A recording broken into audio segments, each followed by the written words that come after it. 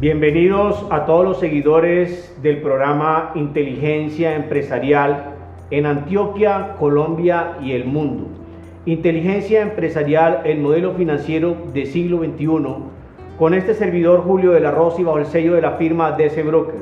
En el día de hoy tenemos la oportunidad de tener en nuestro set un invitado muy especial que venimos a tocarles el tema de inteligencia estratégica, base fundamental y estructural dentro del modelo financiero, inteligencia empresarial, para lo cual es un honor presentar al doctor Andrés Úsuga, el cual nos acompaña en el día de hoy como abogado, especialista en Derecho Administrativo y Constitucional, magíster en Derecho e Inteligencia Estratégica, CEO de la firma Úsuga y Buitrago Abogados Asociados Law Firm. Para este día de hoy es un honor tenerlo en nuestro set. Bienvenido, Andrés, a tu programa Inteligencia Empresarial, donde tenemos el honor de que hoy nos vengas a ilustrar sobre inteligencia estratégica. Muchísimas gracias, Julio, por la invitación, a ti y a todos sus televidentes a esta hora. Andrés, me gustaría iniciar compartiendo con nuestros seguidores, empresarios, líderes de negocios, líderes de proyecto, con una pregunta muy fundamental y muy básica. ¿Cuál es ese cuento de la inteligencia estratégica? ¿De dónde viene, Andrés?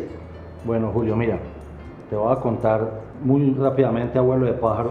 Esto es un concepto que viene de la posguerra. Esto es después de la Segunda Guerra Mundial. Hay unos personajes que van creciendo en la conceptualización o en la doctrina con las mayores agencias de inteligencia del mundo.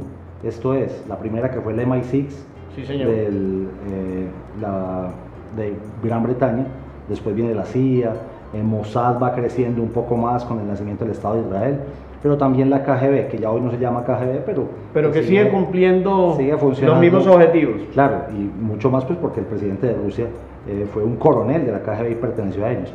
Entonces, cuando se va desarrollando eso, va creciendo ese concepto y hay un personaje muy interesante que se llama Sherman Kent. Es un historiador que es la cabeza fundamental del crecimiento doctrinal de la CIA. Y él va creando el concepto de la inteligencia estratégica y va dando esa visión de que no es lo mismo la inteligencia a nivel de la estrategia, la inteligencia a nivel operativo o la inteligencia a nivel táctico. Esas tres inteligencias muy enfocadas en ese momento hacia el tema militar, hacia el tema del Estado, hacia el tema de la conservación y de la supervivencia del Estado americano, pues van después derivando en una cantidad de cosas. Va migrando el concepto a la política. Por ejemplo, hay un libro muy interesante que también yo empiezo por recomendar, Graham Allison, La esencia de la decisión. La esencia de la decisión, recomendado, sí. Libro recomendado. Esa, ¿de dónde sale? De esos 13 días tan intensos que vive el equipo o el staff más íntimo del presidente John F. Kennedy con el tema de la crisis de los misiles en el año 62. Año 62. Entonces, se aplica un modelo y de ese modelo que se aplica para tomar la decisión que se toma y que evita la Tercera Guerra Mundial en ese momento, termina saliendo un modelo. Ese modelo será un modelo desde la inteligencia estratégica. Va avanzando con muchísimo más tiempo, van creciendo las agencias que te mencioné anteriormente y cuando llega pues la revolución informática de la forma que estamos viendo, ya hoy blockchains, Bitcoin, data, toda esta cantidad de cosas que vienen pasando en los últimos 15, 20 años, potencian el concepto de inteligencia estratégica y lo que terminan diciendo es, oiga, esto no es solamente para el tema militar, eso no es solamente para el tema de supervivencia de los estados, sino que migra el concepto a la supervivencia de las organizaciones en el sector privado, esto es de las empresas y de las industrias, y empiezan las industrias a nivel mundial, las más grandes multinacionales, a utilizar el concepto de inteligencia estratégica, que pues seamos sinceros, todavía en Colombia es muy incipiente, pero que creo que estos programas ayudan precisamente a eso. Gracias, Andrés. Entonces podemos ir sentando bases. La inteligencia estratégica nace y proviene por allá en el año 1962, donde se encuentra ese distanciamiento y ese problema con los misiles que se suscitaron en la Segunda Guerra Mundial, pero de ahí se desprenden nace la inteligencia como tal, pero también se desprenden estos tres elementos que nos acabas de decir: la inteligencia técnica, la inteligencia operativa y la inteligencia emocional. ¿Estamos? No, para ser muy específico luego de la posguerra empieza la conceptualización y la doctrina a crearse por parte de Sherman Kent, pero utilizan esa doctrina de Kent como ejemplo, como base. En el año 62, con el tema la crisis de los misiles entre los Estados Unidos y Cuba. Sí. Que la verdad es que no era Cuba, sino que era Rusia, porque eran unos misiles rusos que estaban ahí a 90 millas de la península de la Florida. Entonces, para tomar esa decisión tan difícil, porque estaba a punto de estallar la Tercera Guerra Mundial, se toman los elementos de posguerra. Ahí ya estamos en la Guerra Fría, la crisis de los misiles es en el marco de la Guerra Fría. Y para tomar esa decisión se diseña un modelo, y ese modelo de Graham Allison, como lo acabé de mencionar, termina convirtiéndose en un modelo estándar para la toma de decisiones. Excelente. Y ese modelo estándar para la toma de decisiones termina sirviendo no solamente al poder estatal o al poder público, sino que terminan trayéndolo al poder privado, a las empresas estatales. Migrándolo. Y terminan migrando, y creo que eso es fundamental, pero nos hemos demorado mucho, por ejemplo, en Latinoamérica, en entender que la inteligencia estratégica no solamente, porque haya nacido en el sector público, o en el sector estatal, o en el sector militar, inclusive de la seguridad y de la defensa, no nos puede haber servido todavía a la guerra comercial, ¿cierto? Que es lo que estamos viviendo todos los días. Que es lo que estamos viviendo todos los días, y por eso en estos tiempos vemos cómo nos atacan al sector empresarial, y lo vemos para estos días que se presentan o se han presentado, donde existe más el derecho a la protesta que el derecho al trabajo. Pues no comparto mucho esa posición, porque realmente la economía es vida, y si no tenemos economía no existe la vida. Pero vamos a entrar un poco más a fondo, Andrés, y me gustaría preguntarte cómo ese concepto de tendencia estatal que nace y surge en una crisis de Estado migra a la dinámica empresarial, cómo trasciende ese inicio a lo que hoy en día hablamos con la dinámica empresarial. Claro que sí, Julio. Mira, lo que pasa es que fue básicamente en la toma de las decisiones. Cuando se ve que la toma de la decisión no puede ser un tema visceral, no puede ser un tema emocional, no puede ser un tema específicamente de cómo se levantó el gerente tal día o de qué ánimo estaba la junta directiva ese día, sino que es un modelo que tiene un procedimiento, y que el procedimiento estándar pues también tiene cosas flexibles, pero que es importante al momento de tomar decisiones, bien de crisis o bien en momentos de paz, por decirlo así. Eso se vuelve muy interesante para los grandes industriales y los grandes empresarios, porque dicen, oiga, sí, o sea, yo soy el dueño de mi empresa, pero a veces tomo decisiones con el corazón. ¿Debo ser inteligente para ser resiliente? Pero claro que sí. Okay. Y tienes que adicionalmente estandarizar los procesos. Muy bien. Creo que es hacia donde debemos ir. Pero adicionalmente se dan cuenta que una es la inteligencia, como me lo decías anteriormente, una es la inteligencia del nivel táctico, del nivel operativo, el que está abajo. Sí. Esto es, el agente de ventas. Sí. Tendrá que tener una estrategia para atacar un mercado o para atacar a su contrincante en el mercado, que es ¿quién? Otro agente de ventas, que puede ser de su misma empresa, de su misma compañía, o de una empresa rival. Diferente, sí, señor. ¿Cierto? Otro nivel, el nivel operativo, que es donde están los subgerentes comerciales, los subgerentes de ventas, ¿cierto? Pero hay un nivel de la inteligencia que es el staff ejecutivo. Exacto. Entonces, en el staff ejecutivo, esa toma de las decisiones que después irán permeándose en la pirámide hacia abajo de la organización, tendrán que tener un modelo estándar. Y ese modelo estándar lo definirá la propia organización a través de la formación y la educación. Exactamente, y mirando muy bien pues cuál es tu producto, cuál es el servicio que estás ofreciendo, porque lo que tenemos que tener muy claro es, no es lo mismo el diseño de la inteligencia estratégica de una empresa que vende energía, que vende gas, que vende, no sé, commodities muy grandes, que el mercado de valores, están en el mercado de valores, a una empresa que vende, por ejemplo, alimentos, o a una empresa que vende o que ofrece servicios, o que vende intangibles, o que vende, no sé, infraestructura. Entonces, cada una deberá ir diseñando esa propia inteligencia estratégica de los tres niveles, pero adicionalmente que creo que es un tema que podríamos tratar un poco más adelante, tendrás que tener gente experta en eso, porque lo que hemos pues, venido viendo es que si bien se quiere apropiar el concepto, pues no se tiene la formación necesaria. Y estamos fallando. Claro. Muy importante lo que dice Andrés, y ahí quiero llevar a los empresarios, líderes empresariales, de negocio, de proyectos. Andrés dice algo muy importante: la dinámica comercial de cada empresa, así estemos en un segmento comercial diferente, nunca va a ser igual. Y así sea que estemos en el mismo segmento, tampoco vamos a tener el mismo ADN. Ojo, siempre he dicho, en el modelo financiero del siglo XXI, inteligencia empresarial, no todos somos iguales, porque para eso tenemos el ADN, físicamente y genéticamente.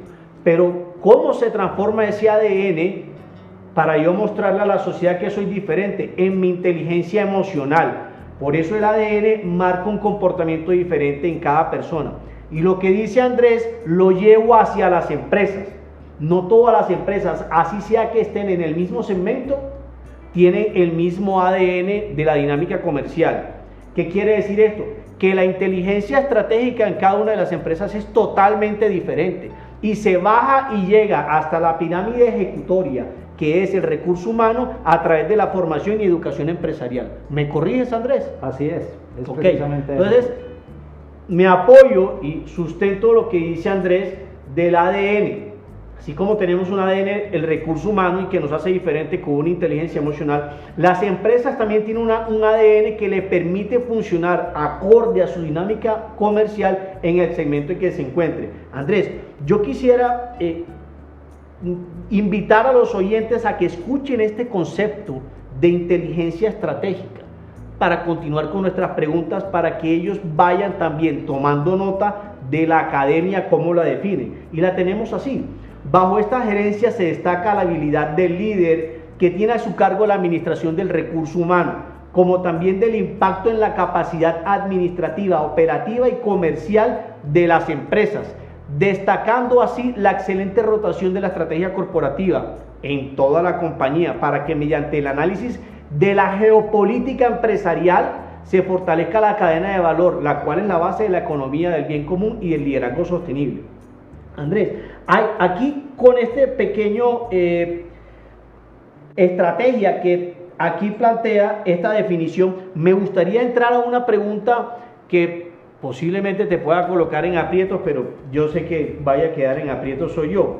¿Cuáles son los principios de la inteligencia estratégica aplicables al mercado? De todo lo que me estás diciendo. Okay. ¿Cómo lo llevo? Los principios de la inteligencia estratégica generalmente han surgido de los mismos principios de la guerra. Lo que quiere decir... O sea, del ciclo de inteligencia. Sí, pero en la guerra, ¿por qué los que estudiamos inteligencia estratégica, primero que tenemos que estudiar es a quién? A los estrategas, a quienes fueron las estrategas. Entonces, para mencionar solamente tres, habrá que buscar al más antiguo de todos, Sun Tzu, con el arte de la guerra. El arte de la guerra. Habrá que buscar a Maquiavelo, ¿cierto? También con De la guerra. De la guerra. La gente conoce un libro muy constantemente que es El Príncipe de Maquiavelo, pero él tiene unos escritos mucho más interesantes, por ejemplo, de la guerra. Y hay otro que es Karl von Clausewitz, un general prusiano de principios del siglo XIX. Cuando usted mira cuáles son los principios que ha ido dejando esos doctrinantes, son estrategias o son modelos estratégicos de hace muchísimo tiempo, pero que aplican nuestros líderes, no solamente los militares, sino también los políticos a nivel actual. Quiero hacer un paréntesis, Andrés, con respecto cuando el doctor Úsuga nos dice que es una doctrina que inició militarmente. Yo les recuerdo que en el programa pasado estuvimos hablando que la empresa es o empresa pública o empresa privada, pero es empresa, o sea, que si nació de una doctrina militar, viene de una doctrina empresarial, que se llama militares, pero es una empresa, y es ahí donde la inteligencia juega en cualquier escenario. Disculpa que te interrumpa. No, tranquilo. Entonces, lo primero es estudiar los estrategas. Cuando estudiamos los estrategas, ellos van dejando ciertos principios. De todos esos principios que dejaron esos estrategas, que fueron todos ellos participantes de la política, y los dos, Sun Tzu y Clausewitz, de la guerra, dejaron los principios de la guerra. Ahora bien, la inteligencia fue un arma más, se convirtió en un arma más, nació como un arma más, adicionalmente a la infantería, a la caballería, a los artilleros. A las diferentes armas de la fuerza. De forma muy tardía. Sí. O sea, hace no más de 50, 60 años empieza a decantarse que la inteligencia era un arma y que esa arma tenía que tener unos principios propios. No seguía necesariamente los mismos principios de la guerra, a pesar de que no los dejaba de lado. Entonces tenemos principios básicos, que son 8, no los voy a mencionar porque sería bastante tedioso, largo, y los invito a que los busquemos o a que en algún momento que podamos dar una charla, lo podamos hacer. Básicamente yo diría que son 3 los más específicos, que nos sirven en el traslado hacia el sector privado. Sí, señor. Son la oportunidad. 1, oportunidad, señores. Esto es, sí, actuar oportunamente, pero ¿con qué? Pues con los datos, la información que he venido recogiendo y no esperar a veces demasiado el momento propicio que nunca se va a presentar. Okay. La información, lo acaba de decir Andrés, lo más importante de la información es la fuente, porque yo puedo mantenerme informado, pero ¿de qué manera? ¿Y quién me está informando? ¿Y cuál es la intención? ¿Y para dónde me quiere llevar él? Claro, entonces, ojo, si yo estoy ¿quién te leyendo fuente? portales de noticias o portales basura, por decirlo de cierta forma, pues voy a estar mal informado y con esa mala información voy a tomar decisiones erráticas. Y vas a marcar una tendencia equívoca. Exactamente. La comunicación, una comunicación asertiva, es una comunicación, se viene dando incluso de manera a veces también, reitero, errática, porque hay gente que en el sector público, por ejemplo, más que gobernantes, estamos teniendo gobernautas, que están pensando que gobernar es lanzar tweets. Sí. Entonces, ese es un vicio o ese es el extremo de lo mal hecho. Y adicionalmente es el principio de el análisis constante de lo que está pasando.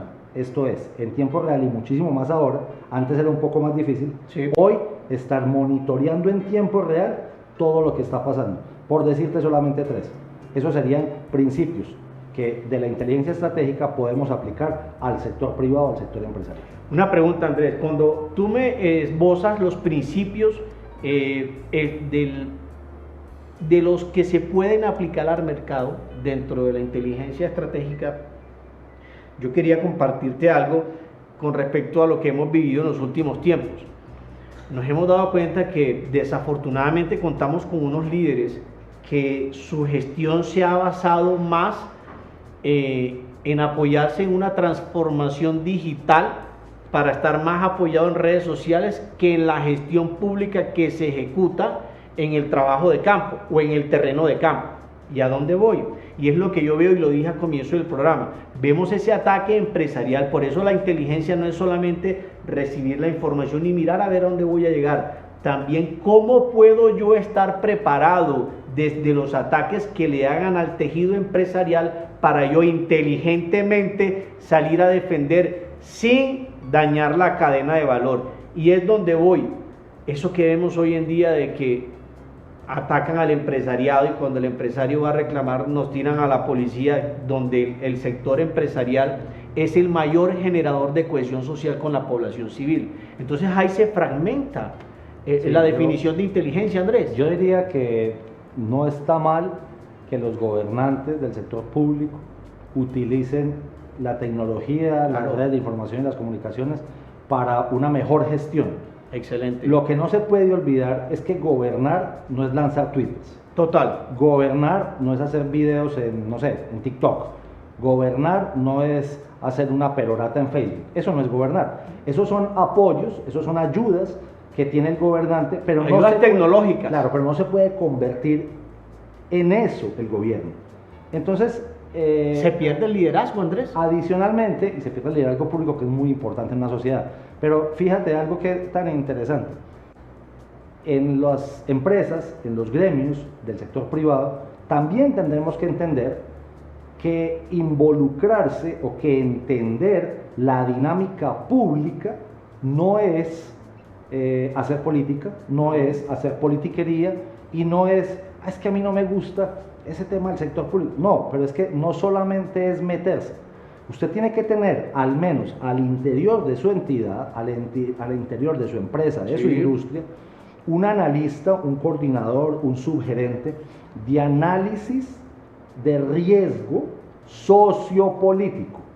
Y ese análisis de riesgo sociopolítico solamente lo sabe hacer pues el que está preparado para ello. Porque si no entiende el empresario, el gremio, el industrial, que las decisiones de lo público lo terminarán afectando en algún momento, y que si usted no hace la prospectiva necesaria, que es un producto de inteligencia, claro, el producto más fuerte que tiene la inteligencia es la prospectiva, es mirar más allá del muro, es mirar a 2 años, a 3 años, a 5, a 10 años, a 20 años, el mercado mío para dónde va y cómo se va a ver afectado. Total. Que no habiéndolo visto, por ejemplo, empresas, te voy a dar algún ejemplo, no sé, me disculpa que diga alguna marca. Tranquilo, Andrés. Las empresas como Kodak o como Fotojapón no vieron que se venía con el mercado. Digitalmente, no se transformaron digitalmente, entonces mira lo que se les vino con el mercado. Y ahí sí la herramienta tecnológica es importante para gobernar su negocio, pero no para gobernar el Estado. Pero si usted, no es que yo llevo mucho tiempo, este negocio mío nunca se va a acabar, uno dice, ojo, si usted no está entendiendo, por ejemplo, que hoy en un teléfono usted tiene cámara, usted tiene grabación, usted tiene calendario, televisión, usted tiene televisión, usted tiene todo, radio. Entonces esos negocios han ido desapareciendo y marginando, ¿sí?, a los otros, y se han ido desapareciendo. Si los noticieros de televisión hoy no entienden que yo no voy a sentarme religiosamente como hacíamos antes a las 12:30 del día en familia, de la noche en familia, mientras estábamos almorzando las noticias, sino que sí, cada quien la va a ir viendo en el momento que la necesita, y ni siquiera va a ver todo el noticiero, sino que va a ir a buscar la noticia que necesita, la busca, la lee. Ya es más selectivo. Y se fue.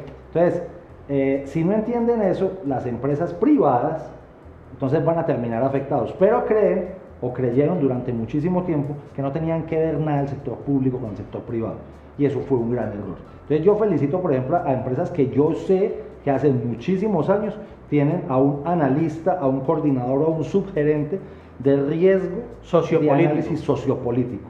Cuando usted entiende eso, ese es el encargado al interior de la organización de hacer la inteligencia estratégica e entregarle la información al staff directivo, a la junta, que puede hacer, inclusive él mismo puede hacer parte del staff, y con esa información actualizada, real, en tiempo real, con la tecnología, habiendo utilizado todas estas herramientas que se tienen en este momento, se pueden tomar decisiones a futuro en uno o en otro sentido. Predictivas. Ojo, es la importancia de recibir y captar la información, aplicar la inteligencia estratégica para poder tomar decisiones a futuro, o en su defecto poder revisar cómo fue el comportamiento histórico de dicha situación para yo poderme proyectar.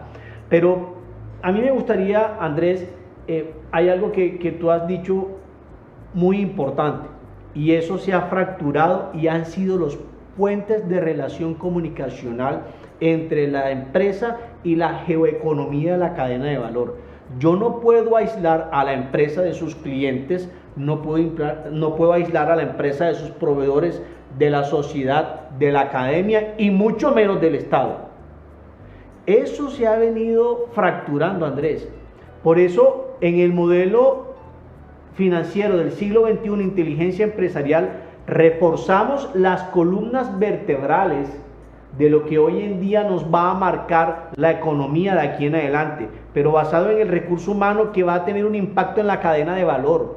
Yo debo generar puentes comunicacionales con todos aquellos que están en mi entorno, que es lo que tú acabas de decir. Si yo fracturo ese puente, no va a poder ser eficaz la fortaleza de la cadena de valor, y la inteligencia se va a perder, porque no estoy aplicándola a ningún lado. Y ahí el elemento que pues no lo había mencionado, pero es el elemento, puede ser el elemento más importante de todos, es el elemento de un intangible que no tiene un valor, no hay cómo valorarlo, y es la confianza. Eso no. La confianza no hay cómo valorarla, y no hay cómo ponerle alguna cifra.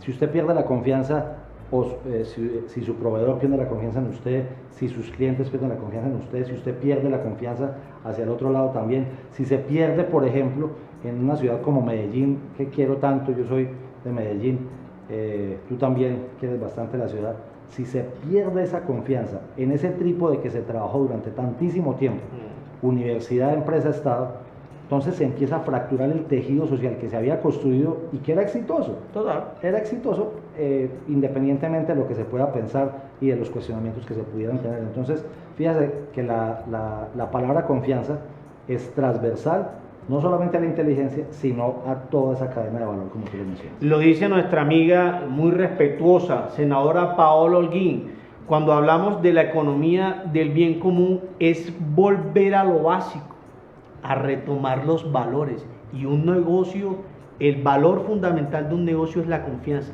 Los negocios se hacen es porque existe confianza.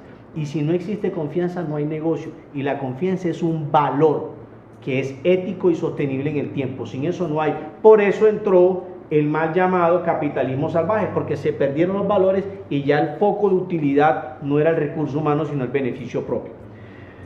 A mí me gustaría, Andrés, que me dieras un ejemplo nacional e internacional de cómo los principios de inteligencia estratégica se aplican al mercado.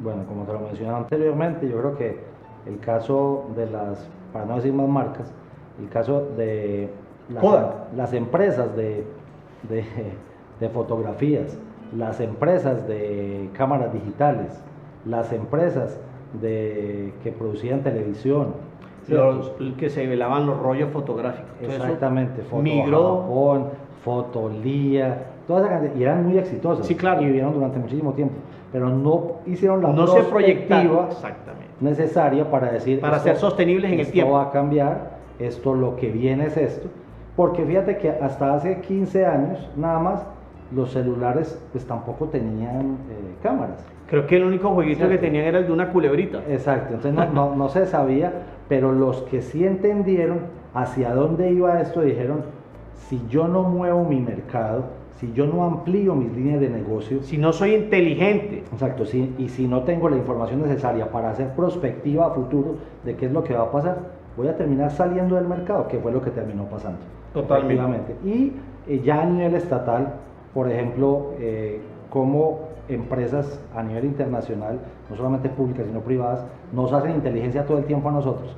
Aquí hay gente que ha venido hace 15, 20 años mirando que se viene la exploración offshore, o sea, fuera de costa, y no las empresas propias. Nosotros nunca hemos hecho, nunca visualizamos eso. Nunca hemos visualizado no solamente lo de los recursos propios y los negocios que van a poder explotar en nuestro propio territorio, y tampoco hacemos la inteligencia, que sí nos la hacen todo el tiempo, inteligencia, y no es espionaje industrial, que quiero que se entienda muy bien eso, aunque también nos lo hace, espionaje industrial también nos lo hace, pero nosotros no hemos hecho nunca inteligencia hacia los mercados de afuera, pero ellos sí nos han hecho hacia los mercados propios, y eso hace que iniciativas tan buenas como los TLCs que se firmaron en algún momento terminaron beneficiando muchísimo a las industrias o a las empresas de otro país, a los mercados de otros países, y a nosotros nos terminó dejando rezagados. Espionaje empresarial, como decía mi abuelo, como un sobrevuelo que hicieron estos días con 16 minutos de tiempo de reacción, complicado. Continuamos con una pregunta que me gustaría que me dijeras, a ver, ¿dónde podemos educar en inteligencia empresarial a nuestro querido pueblo antioqueño, a nuestro querido pueblo colombiano, a todo el mundo? ¿Cómo hago? Bueno, yo en eso voy a ser, tristemente, voy a ser realista, no soy pesimista, pero sí voy a ser crítico, y crítico constructivo.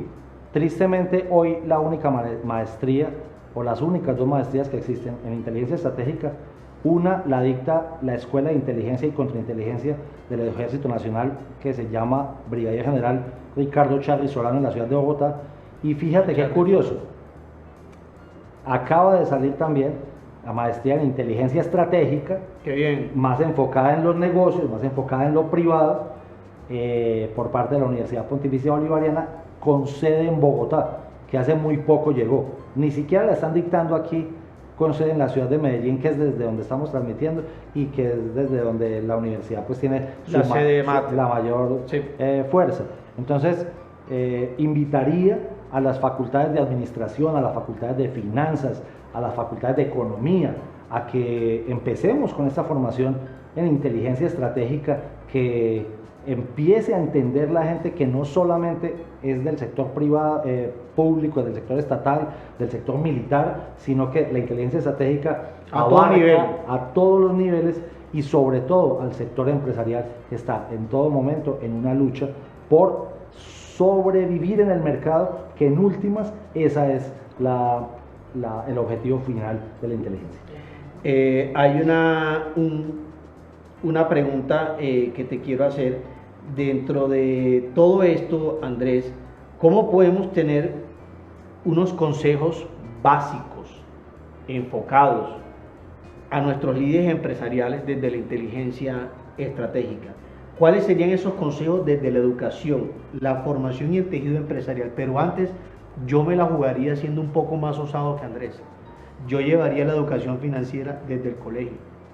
Nosotros no estamos enseñando a nuestros hijos, los enseñamos a hacer una multiplicación y una división, pero no los estamos enseñando a afrontar dificultades, a mirar cómo reaccionan ante una crisis o cómo pueden llegar a manejar un dinero, cómo se maneja una cuenta, cómo los podemos enfrentar a la presión, cómo los podemos educar para el éxito. No lo tenemos. Y hoy en día vemos personas que ganan dinero y no se les ve. Yo leía la historia de la NBA y decían que los basquetbolistas son los empresarios que más se quiebran. Y comencé a indagar con la muerte de, me corriges el nombre del muchacho basquetbolista joven, Kobe Bryant. Él fue uno de los pocos basquetbolistas que se educó financieramente para poder administrar su riqueza, y es uno de los pocos que quedó como empresario dentro de esa línea de basquetbolistas que salieron con ellos, como es Dennis Rodman y todos los demás. Les pasa lo mismo a los artistas también. También pasa, y lo vemos con los futbolistas, que hemos tenido muchos ejemplos acá en Colombia. Entonces yo sería un poquito más osado, y de pronto algún día nos dan la oportunidad de sentarnos con los señores que manejan la educación y el gobierno. Yo les pediría de una manera muy humilde que también eduquemos a nuestros hijos, que son el futuro de nuestro país. Pero para continuar con esto, Andrés, es muy importante esos consejos que esperamos de ti para nuestros líderes empresariales, desde la educación, la formación y el tejido empresarial. Yo creería que toca reactivar en Medellín y en toda Colombia ese trípode virtuoso o ese círculo virtuoso de universidad, empresa, Estado, que hay mandatarios que han venido rompiendo ese nivel de confianza. Entonces, reactivar eso, y reactivándolo, buscar formar personas para después llevar a la empresa, para después llevar al Estado también, sobre todo en inteligencia estratégica, sobre todo en prospectiva. Creo que hay muy poca formación en prospectiva. Muy poca. ¿Cierto? Hay una muy buena, inclusive en la Universidad Externado de Colombia, pero entonces es buscar la creación de esos programas. Necesariamente no tiene que ser de pregrado, pero puede ser de formación de extensión, posgrados, diplomados, para que la gente vaya entendiendo la importancia de estas temáticas, pero adicionalmente que se cree también la conciencia a nivel empresarial de la necesidad del cargo o de al interior de la estructura tener de forma permanente el analista, el coordinador, el líder, el gestor de riesgo sociopolítico. O el estratega sociopolítico. Exactamente. Que se conoce hoy en día. Andrés, me gustaría cerrar el programa haciéndole una recomendación a todos nuestros seguidores del programa Inteligencia Empresarial en Antioquia, Colombia y todo el mundo. ¿Qué autores les podemos recomendar para que se puedan soportar y documentar en la toma de sus decisiones? En inteligencia estratégica, pues es esencialmente Sherman Kemp. El libro se llama así, Inteligencia Estratégica. No es difícil de conseguir, pero acudiendo a una frase pues, de mi líder favorito, Winston Churchill: mientras más atrás miras, más adelante podrás mirar. Yo les recomendaría a Keegan, que es un gran autor británico también, y que nos enseñó mucho de esa transformación de los principios de la guerra a los principios de la estrategia y a los principios de la inteligencia. Entonces, Keegan por un lado, y el propio Sherman Kemp, que creo que lo van a poner en algún momento ahí en pantalla para que vean la grandeza de este hombre, de cómo organizó la información, los datos, y cómo es el padre de toda esta cantidad de la sociedad de la información, y de cómo organizando los datos podemos tomar muchísimas pues mejores decisiones. Y el libro que les dije al principio, Graham Allison, La estrategia de la decisión. Hay algo muy fundamental, y era que decía Andrés, es dónde podemos buscar formación en inteligencia estratégica. Lo decía, buscarlo con los departamentos de atención continuada de las diferentes claustros que tenemos en el país, y especialmente en la firma DC Broker tenemos un departamento de formación empresarial donde nos dedicamos exclusivamente de la mano con los claustros de alta calidad en formar en inteligencia empresarial el modelo del siglo XXI a empresarios, líderes de negocios y aquella otra persona que también desee desarrollar una estrategia comercial. Les colocamos a sus servicios toda la envergadura, infraestructura que tenemos para este servicio de formación empresarial en inteligencia estratégica y empresarial. Andrés, para mí es un honor, de verdad, poder tenerte en mi set hablándome de inteligencia estratégica, a la cual debo reconocer que ese espíritu de investigación se lo debo a este señor, a lo cual le he venido aprendiendo hace muchos años, y que para mí es un orgullo tenerlo en mi set, en mi programa, y tenerlo para ustedes, que podamos aprender de personas que han trabajado de la mano con el Estado, con la historia, con la academia, y que tienen ese gusto por servir a las personas, y ese es el doctor Andrés Zúzula. Andrés, muy amable por tu presencia en nuestro set y en nuestro programa. Julio, inmerecidas las palabras, me siento muy conmovido y muy complacido de estar acá, y efectivamente haremos todo lo posible porque pues nuestro país, nuestras empresas, nuestra industria, nuestros emprendimientos salgan adelante, y con todo gusto, para cuando me quieran volver a invitar, por acá estaré con todo el gusto. Andrés, esta es tu casa, este es tu programa, estamos entre amigos, gracias por la confianza que me das.